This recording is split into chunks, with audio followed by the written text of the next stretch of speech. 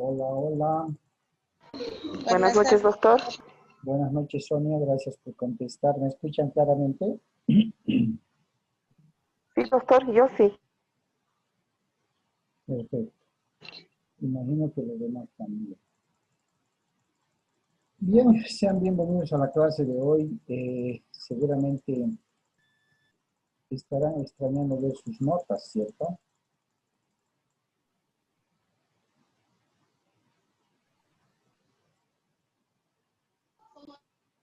Nadie está extrañando entonces.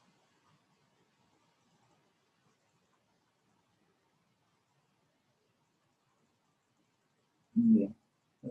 Entonces, vamos a dar parte a la clase de hoy. Mientras se conectan todos, habíamos visto el tema de los beneficios sociales. Habíamos quedado en...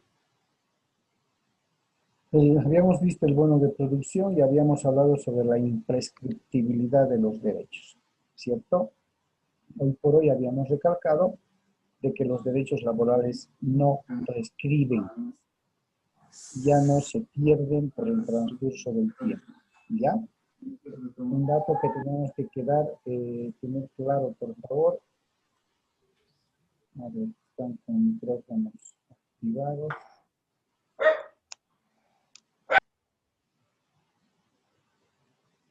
Bien.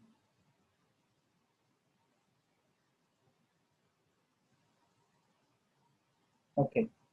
Entonces les decía que la última clase que habíamos cursado, habíamos hablado sobre la imprescriptibilidad de los beneficios sociales, los derechos laborales y demás, ¿sí? Pero también habíamos aclarado que el tema de las vacaciones, la acumulación de vacaciones, cuál es el tratamiento, por qué hablamos en beneficios sociales, si se pierden o no se pierden los beneficios sociales.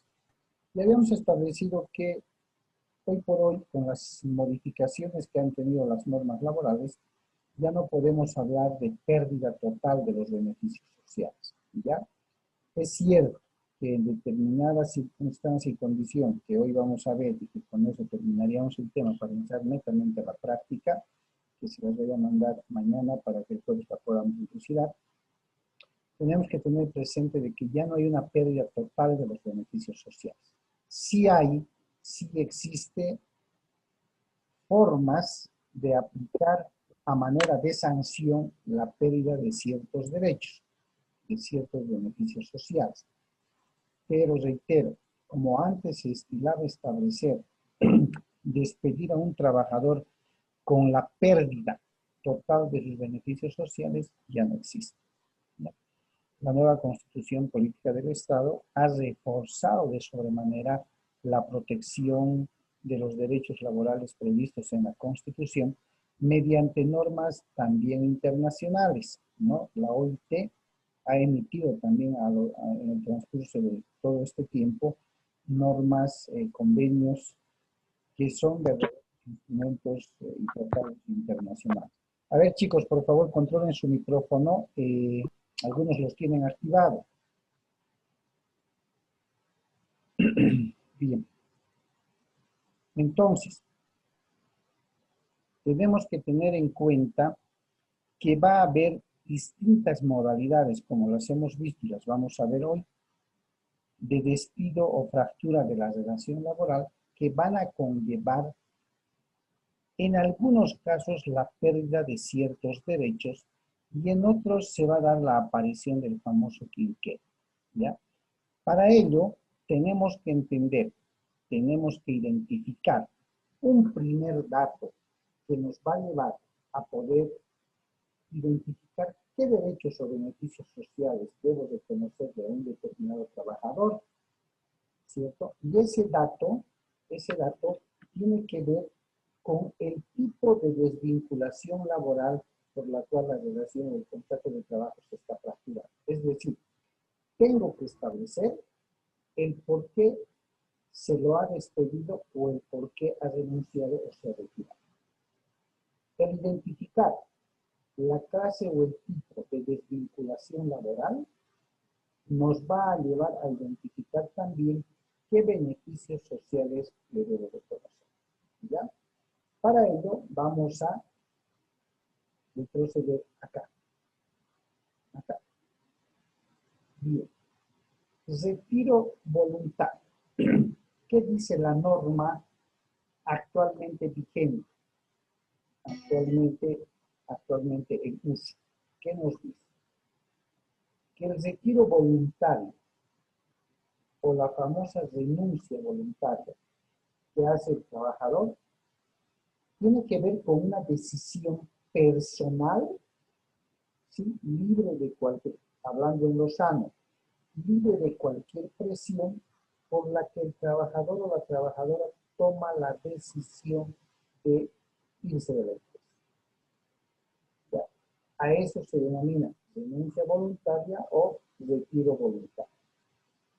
Como no es la empresa la que está prescindiendo de los servicios del trabajador, sino más al contrario, el trabajador de manera voluntaria ha tomado la decisión de renunciar y fracturar la relación laboral, entonces esta clase de despido, esta clase de despido o de desvinculación familiar va a generar el reconocimiento de ciertos beneficios sociales. ¿Qué beneficios sociales le debo reconocer cuando el trabajador de manera voluntaria presenta su decisión de desvincularse de la empresa, de irse de la empresa? Como el retiro está siendo voluntario y de ninguna manera forzado, intempestivo o injustificado por parte del empleador, los derechos que genera este retiro voluntario son: se le debe pagar la indemnización, se le debe pagar la vacación, se le debe pagar el aguinaldo, si no completo en duodécimas, la vacación también dependiendo de cuánto se le deba, se le va a cancelar en duodécimas, y de haber horas extras y extraordinarias pendientes de pago, también se le tiene que pagar. Ahora, ¿qué derecho o beneficio no encuentran ustedes visible en la diapositiva de los que hemos visto? ¿Quién podría contestar? ¿Qué derecho o beneficio no está? El desahucio, doctor. Jacqueline, buenas tardes. ¿Por qué Buenas no se noches, pagaría, por qué no se estaría pagando en el retiro voluntario el desahucio?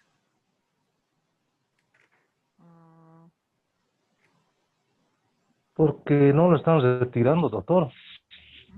¿Quién no le está retirando? El empleador no le está... En caso de retiro del empleador sería el desahucio. Muy bien.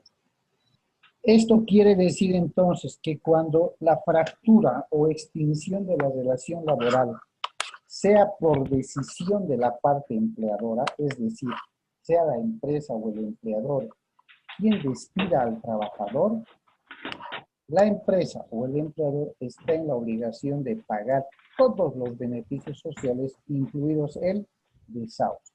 Y así lo dice el artículo 13 de la Ley General del Trabajo.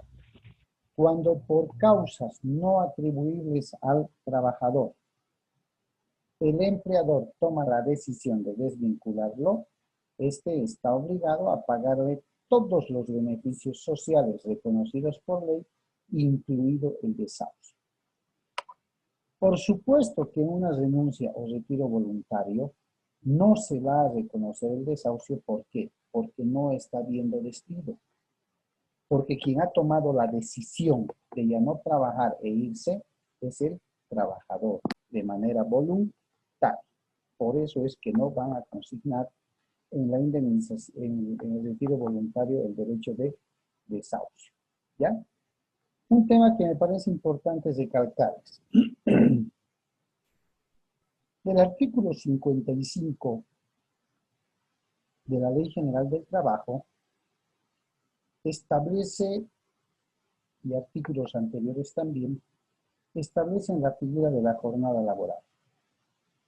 Y todos sabemos bien que la jornada laboral en la legislación laboral boliviana está determinada tanto para varones como para mujeres.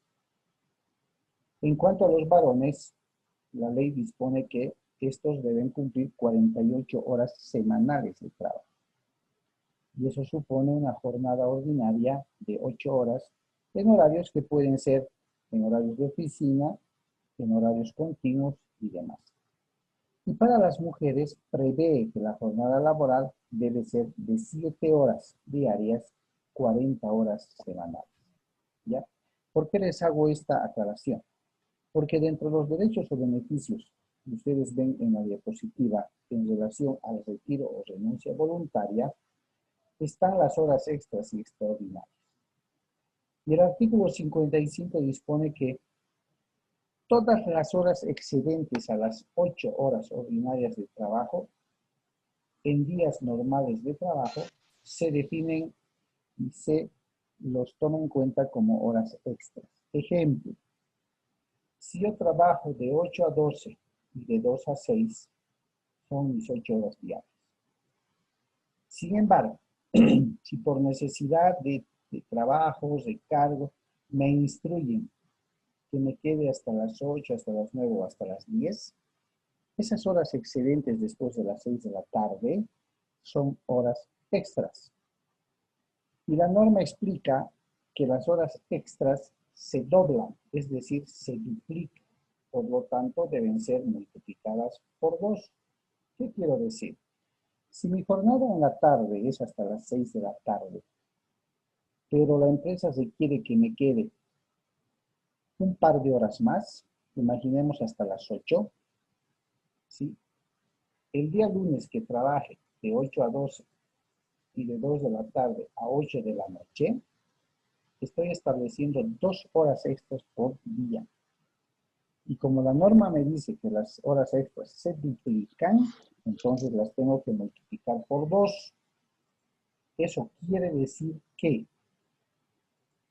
las horas extras que he trabajado, por decirles el día lunes, ¿cuántas horas serían? 4 horas. 4 horas. 4 ¿Cierto? horas. Y así 20 sucesivamente horas. conforme. Ahora, para su conocimiento general, también hay que establecer que la Ley General del Trabajo establece una jornada nocturna, ya, el trabajo de noche, quiero decir. La jornada nocturna está prevista desde las 20 horas hasta las 6 de la mañana del día siguiente. Es decir, todo trabajo que pudiera empezar desde las 8 de la noche hasta las 6 de la mañana del día siguiente, sí, se conoce como jornada nocturna. La jornada de trabajo, la carga horaria de trabajo en la jornada nocturna no puede sobrepasar de las 7 horas.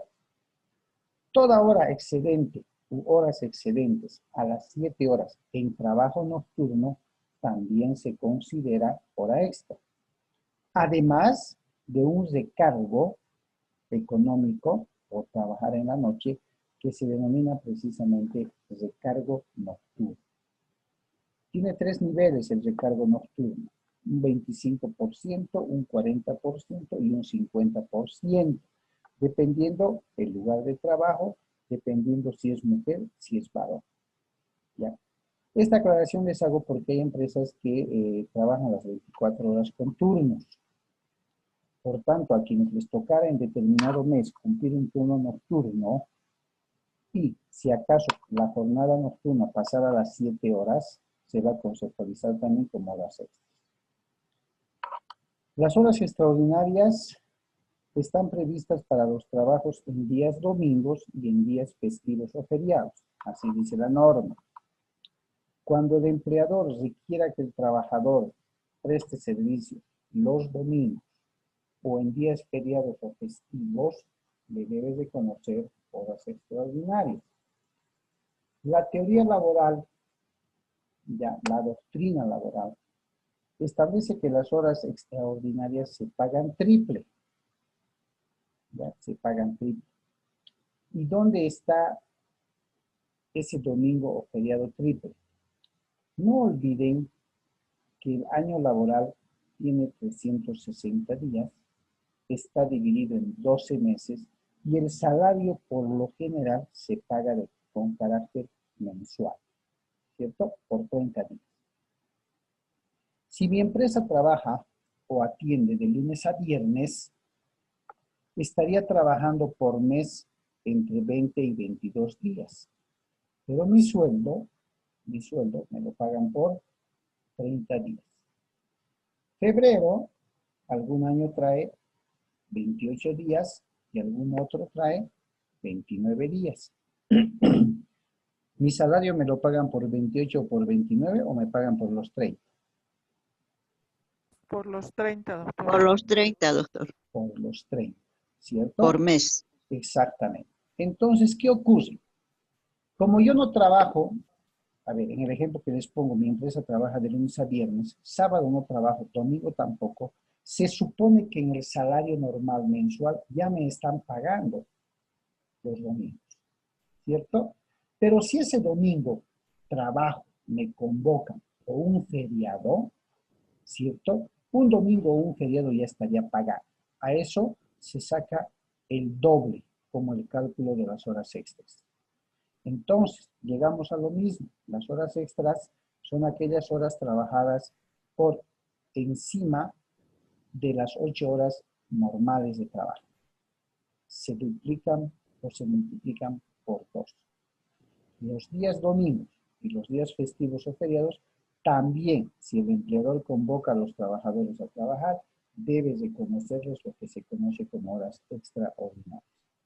¿Por qué se encuentran en la diapositiva del retiro voluntario las horas extras y extraordinarias? Esto en el hipotético caso que a momento de renunciar voluntariamente el trabajador se le adeudaría por concepto de horas extras o por concepto de horas extraordinarias. Si todo está al día y se le ha pagado todo de manera puntual mes tras mes, no hay necesidad de volver a calcular. Estamos. Lo claro que quiero que me entiendan es que en el retiro o renuncia voluntaria del trabajador, se debe pagar la indemnización, la vacación, el aguinaldo y algún otro concepto económico que la empresa por costumbre pudiera dar. En el caso hipotético, entonces las horas extras y extraordinarias. ¿Listo? Bien, veamos cuál es la diferencia con un retiro o despido forzoso o sin causal. ¿Ya? Bien. A ver, el despido forzoso, también llamado despido injustificado, también llamado despido sin justa causa, en la actualidad es aquella decisión que la empresa toma para desvincular a un trabajador de manera unilateral, o sea que la decisión la toma la empresa sin consultarle al trabajador. ¿Tiene esa tuición? Sí tiene. Pero la ley dispone que si la empresa es quien despide, sin que medie, sin que exista causa, motivo, razón para despedir al o a la trabajadora, entonces el empleador o la empresa está en la obligación, conforme al artículo 13 de la Ley General del Trabajo, de pagarle al trabajador todos los beneficios sociales, incluido el desahucio. ¿Ya? Incluido el desahucio. En ese sentido, cuando yo haga el cálculo, hagamos el cálculo de los beneficios sociales. Doctor, se le escucha entrecortado. A ver, ahora sí, ha habido un poco de baja de señal. Ahora me deben copiar bien, seguramente, ¿no? Hola, ¿me escuchan, chicos? Doctor, se le sigue escuchando entrecortado. A ver. A ver, voy a dejar de compartir para revisar la señal, pero la señal está bien. Por lo menos la mía está bien, 100%. ¿Cómo me escuchan ahora? Ahora sí se le escucha, doctor. Mejor, Sí, doctor. doctor. Ya, perfecto. Entonces, hablábamos de retiro injustificado o despido injustificado. ¿Ya? Ahí está.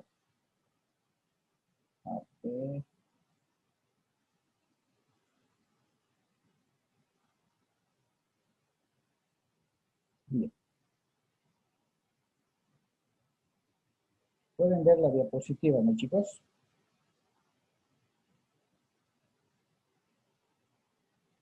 Hola, hola, ¿visualizan la diapositiva?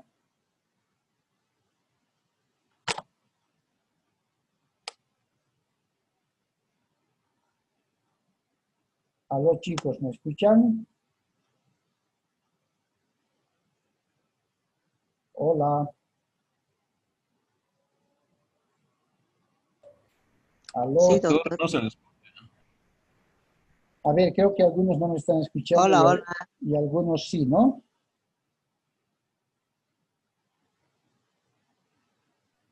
Entrecortado, doctor. Algunos me Se le escuchan. escucha, pero entrecortado. Ya, a ver, algo está pasando porque mi señal está con 100. A ver, ahora veamos. Veamos. Sí, está perfecta la señal. Bueno, ahora sí me escuchan todos bien. No, doctor, sigue entrecortado. ¿Todos me escuchan entrecortados, chicos? No, doctor, yo lo escucho bien. Sí, creo que son algunos. A ver, espero que se vaya normalizando con los demás. Bien, les decía Ahora entonces, sí se escucha bien, doctor. ya, ok. Les decía entonces que en el despido injustificado es aquel que no existe causal, no existe motivo, no existe razón para despedir al trabajador. Sin embargo, de tomar la medida extrema, la empresa o el empleador está obligado a cancelar todos los beneficios sociales, absolutamente todo, empezando desde el desahucio, la indemnización, vacación si se le debiera, el aguinaldo, así sean duodécimas, la prima anual si concurre, horas extras extraordinarias, si hubiera algún bono que la empresa generó en el transcurso del tiempo de trabajo y cualquier otro concepto que a veces varía de empresa a empresa. ¿Ya? Sin embargo, reitero, chicos, el cálculo que vayamos a hacer frente a un despido sin causa, es decir, frente a un despido injustificado, es estrictamente cuando el trabajador acepta que se le pague los beneficios sociales, acepta cobrar los beneficios sociales y por ende acepta el despido que se está haciendo de él. Porque en otro escenario, y dejando de lado los beneficios sociales, les había dicho que frente a un despido injustificado, el trabajador tiene dos opciones. Le nacen dos opciones basados en el principio protector y en el principio de continuidad o estabilidad laboral. Si entendemos que el trabajo injustificado es aquel donde no concurre un motivo para despedirlo, el trabajador puede hacer uso de su derecho legalmente reconocido de rechazar el despido y solicitar su reincorporación laboral. Para optar por esta vía de solicitar la reincorporación laboral, el trabajador no debe cobrar sus beneficios sociales.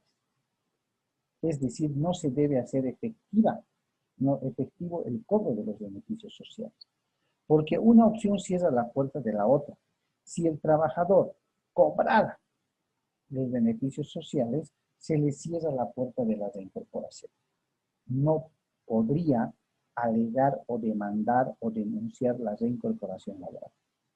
Para ir por la opción de la reincorporación laboral, el trabajador no debe haber cobrado sus beneficios sociales.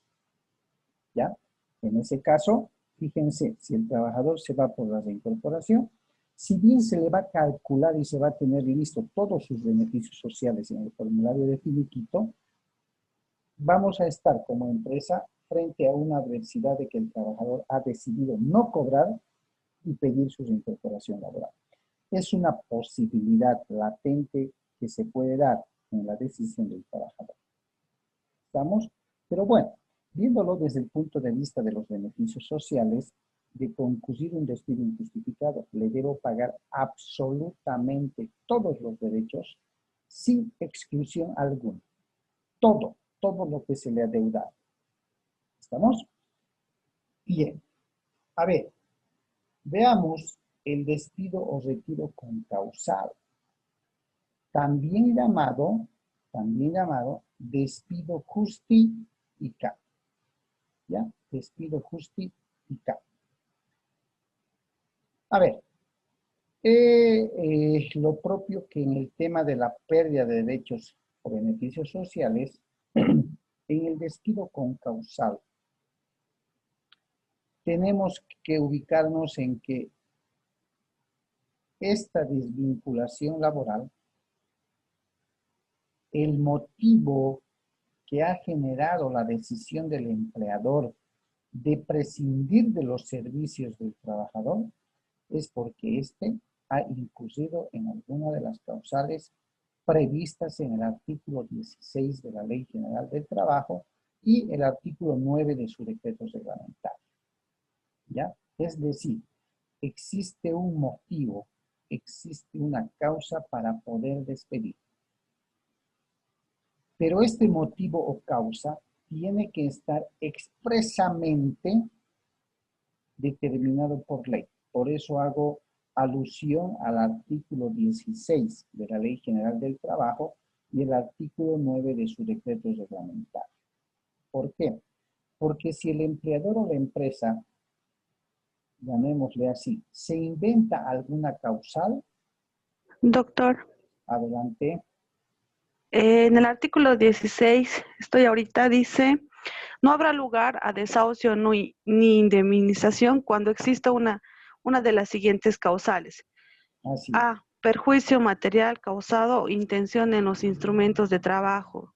B, relación de secretos industriales. C, omisiones o imprudencias que afecten a la seguridad o higiene industrial. D, inasistencia injustificada de más de 6 días continuos. E, incumplimiento total o parcial del convenio. F, retiro voluntario del trabajador. Y G, robo o hurto por el trabajador. Muy bien. ¿Podrías ubicar, Doctor, lo tenemos. ¿podrías ubicar el artículo 9 de su decreto reglamentario? Está despuesito de la Ley General. De la ley general. Doctor, Sí, lo leo. doctor. El artículo 9. Contrata el trabajador para servicios en lugar distinto No es al de ese. la... No es ese. Ese es el 9. No, de su decreto reglamentario. Después de la Ley Disposiciones General, generales. después de la Ley General del Trabajo, está su decreto reglamentario. Dice decreto reglamentario, decreto supremo número 22, tantos. El artículo 9. Sí, si se contrata al trabajador para servicios en lugar distinto al de su residencia, el patrono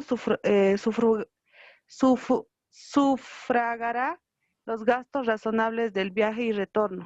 No, Si tiene que prefiere... ser, a ver, perdón, tiene que ser, también son causales de despido. Oye, me voy a buscarle.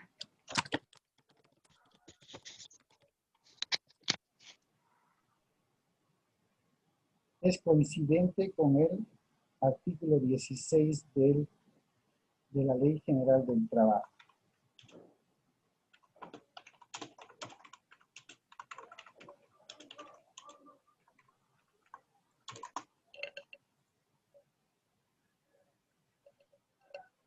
Reglamento General de la Ley del Trabajo, dice. El reglamento. Miren, voy a compartir con ustedes. Ahí tiene. El artículo 9 del reglamento de la Ley General del Trabajo, del decreto reglamentario de la Ley General del Trabajo. ¿Ya? Sí, doctor, dice, no habrá lugar a desahucio ni indemnización cuando exista una de las siguientes causales. A, perjuicio material causado, intención en las máquinas, productos o mercaderías. B, revelación de secretos industriales. C, omisiones o imprudencias que afecten a la higiene y seguridad industriales. D, inasistencia injustificada de más de 3 días consecutivos o de más de 6 en el curso de un mes. E, incumplimiento total o parcial del contrato de trabajo o del reglamento interno de la empresa.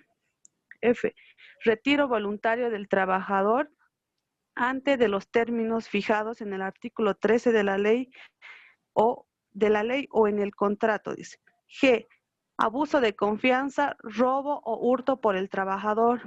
H, vías de hecho, injurias o conducta inmoral en el trabajo. I, abandono en masa de trabajo siempre que los trabajadores no obedecieran a la intimación de la autoridad competente. Bien. Si se dan cuenta, el artículo 16 de la Ley General y el 9 de su decreto reglamentario establecen de manera expresa, ¿ya? De manera expresa, cuáles son las causales por las que se pueden despedir al trabajador. Estas causales que ustedes ven son expresas y la empresa no puede adecuarlas a su conveniencia o en su caso inventarse alguna otra causal. Por ejemplo, el día de ayer he conocido un memorándum que se le da a un trabajador por medio del cual su inmediato superior dice, por disposición de esta jefatura, se lo pone a disposición de personal. En ninguna parte de la Ley General del Trabajo establece esa mención. O sea, no dice qué condición es eso de poner a disposición de personal. Ese es un retiro indirecto, ¿cierto? O algún otro memorándum que dice, por disposición de mi despacho se le agradecen los servicios. No hay. En esos casos, automáticamente entra en acción, si vale el término, el principio de la continuidad o estabilidad laboral, ¿ya? Porque la ley en materia laboral determina que las causales de despido deben ser expresas, jamás subjetivas, jamás sediciosas, jamás convencionales de manera unilateral. Sin embargo, estas causales que ustedes ven, tanto en el 9 como en el artículo 16, han sufrido algunas modificaciones en los últimos meses, ¿ya? Y algunas en los últimos años. Por ejemplo, antes de que me olvide, el inciso D, que coincide con uno de los incisos del artículo 16, que dice inasistencia injustificada de más de 3 días consecutivos o de más de 6 días en el curso del mes, ha sido modificado. De dos formas. En empresas públicas que estuvieran bajo la Ley General del Trabajo, en entidades públicas amparadas por la Ley General del Trabajo, ¿sí? 3 días consecutivos de falta, el cuarto los despide.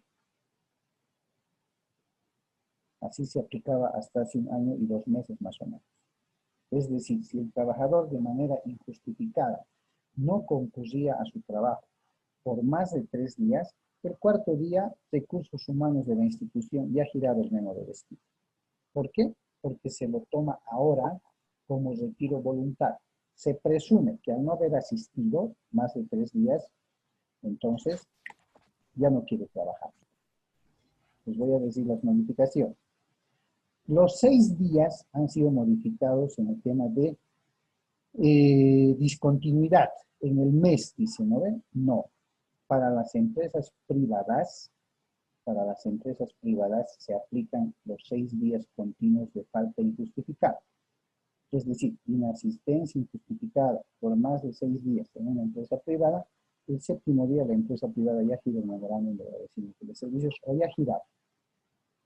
¿Ya? Entonces se aplica 3 días inasistencia injustificada en entidades públicas bajo la Ley General del Trabajo y 6 días en la empresa privada. Pero esto sufre algunas modificaciones. Hace 1 año y medio atrás, la OIT y Bolivia como Estado ha ratificado un convenio que protege la estabilidad laboral.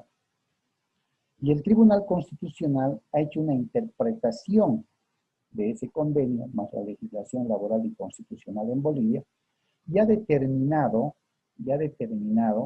que la interpretación constitucional en relación a la inasistencia injustificada tiene que agotar todos los medios para darle al trabajador faltón, si vale el término, la oportunidad de respaldar o justificar sus faltas. ¿Qué dice esa sentencia constitucional?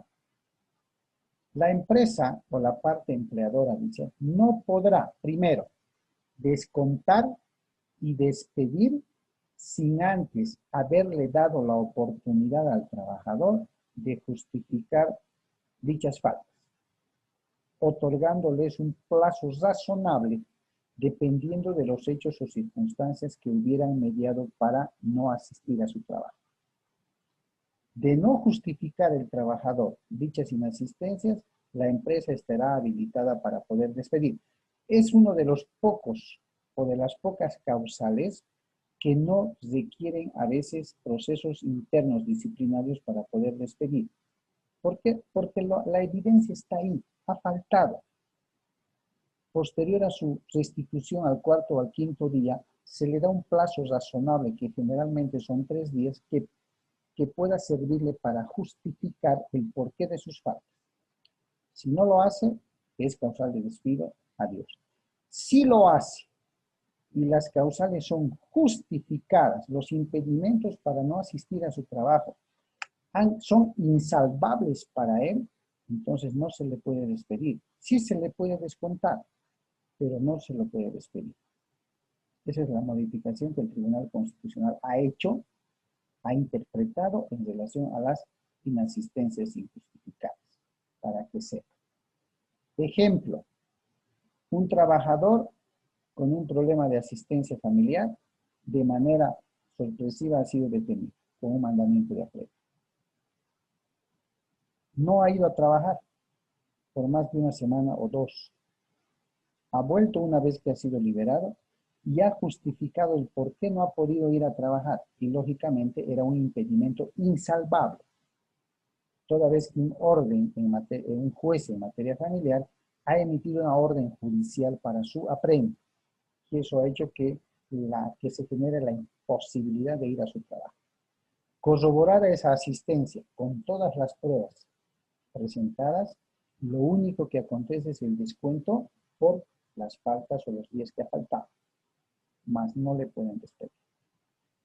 Pero si dentro del plazo razonable este trabajador no justificara su inasistencia, la empresa estaría habilitada para poder despedir. ¿Ya? Bien. Vamos a continuar con este tema para aclarar algunas otras modificaciones más, chicos. Estamos llegando a la finalización de la primera grabación. Por favor, me dan 2 segundos, les vuelvo a pasar el link, ¿ok? Está bien, doctor. Ok.